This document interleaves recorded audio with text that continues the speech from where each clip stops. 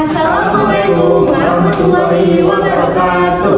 Sampurasun sadayana. Perkenalkan, kami dari kelompok Melatan kali ini akan mewawancarai Jessica Aurora sebagai narasumber kita terkait dampak banjir kemarin. Sebelumnya perkenalkan, nama saya Zara Octaviani sebagai pewawancara.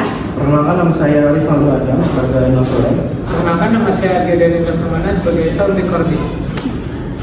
Baik Jessica, apakah banjir sampai masuk ke dalam rumah?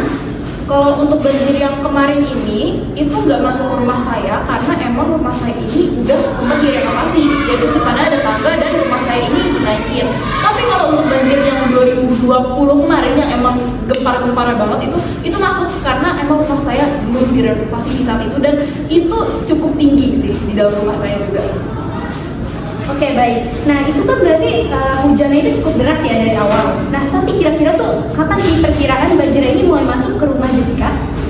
Banjirnya ini perkiraan mulai masuk kalau misalkan dari pagi sampai sore menjelang sore itu nggak berhenti dan itu nonstop. Jadi perkiraan mungkin 5 sampai 6 jam ya. Itu pasti udah menggenang di depan, entah itu semata kaki atau mungkin bisa hampir sebetis.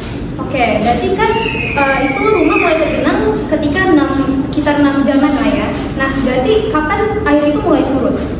Nah, kalau untuk surutnya tergantung tingkat ketinggian dari banjirnya juga. Kalau misalkan emang cuma semata kaki atau masih di bawah betis, itu cukup memakan waktu sekitar 3 sampai 4 jam.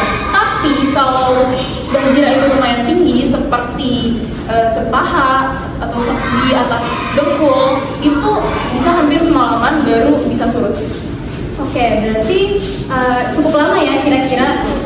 Oke, jadi apakah seluruh perumahan ini terdampak atau hanya area tertentu aja nih? Karena saya ini emang di Perumnas 1, Kranji, yang deket sama kali, emang di daerah situ aja yang banjirnya. Oke, berarti cuma di daerah situ ya, walaupun dekat sama kali. Oke. Tapi kira-kira kalian tuh sempat mengungsi dulu nggak atau enggak? Kalau yang kemarin ini karena emang gak masuk rumah saya, jadi saya nggak ngungsi. Tapi untuk yang 2020 yang tadi saya udah mention, itu saya ngungsi ke rumah kakak saya yang ada di Jakarta. Oke, kira-kira apa sih penyebab utama dari banjir ini? Kalau penyebab utama itu mungkin bisa dari drainasenya yang kurang baik pengelolaannya atau seperti apa. Terus juga dari masyarakat setempat itu pun yang memang ada kemungkinan masih membuang sampah sembarangan atau bisa juga buang sampah masih di kali. Oke, berarti dari warga ini kan banyak ya yang buang sampah sembarangan. Berarti apakah banjir itu sering terjadi di wilayah sekitar Kranji ini? Cukup sering sih terjadi, apalagi ya itu kalau misalkan emang hujannya jangka waktunya lama dan nonstop, ya itu bakal banjir. Baik Jessica, dari dampak banjir kemarin, kira-kira bagaimana sih perasaan Jessica saat banjir itu terjadi? Kalau untuk banjir yang kemarin ini jujur karena udah sering, jadi rasanya biasa aja sih ya. Tapi waktu yang pertama kali banget aku ngerasain banjir waktu 2020 itu jujur panik, takut, deg-degan karena perabotan-perabotan di rumah itu kerendam dan jadi rusak.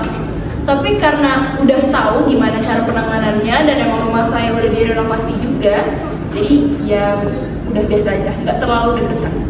Oke, nah pas banjir itu cukup parah, kira-kira gimana nih kondisi rumahnya itu setelah banjir itu surut? Kalau kondisi rumah saya, dalam rumah sayanya itu aman-aman aja, tapi untuk yang di jalanan depannya itu banyak banget lumpur karena ya banjirnya juga nyatu gitu sama kali, jadi banyak juga sampah-sampah lainnya berserakan dan lumpurnya itu bikin licin di jalan sih. Oke, nah kira-kira gimana sih penanganan dari pihak setempat? Kalau penanganan dari pihak setempat sebenarnya udah cukup oke karena mereka ini saling membantu sesama warga. Kalau kita emang saling butuh, kita saling siap untuk bantu juga. Tapi untuk respon terhadap banjirnya ini masih kurang dan emang untuk pengelolaan setempatnya ini seperti bagaimana pembuangan sampah ini itu masih kurang.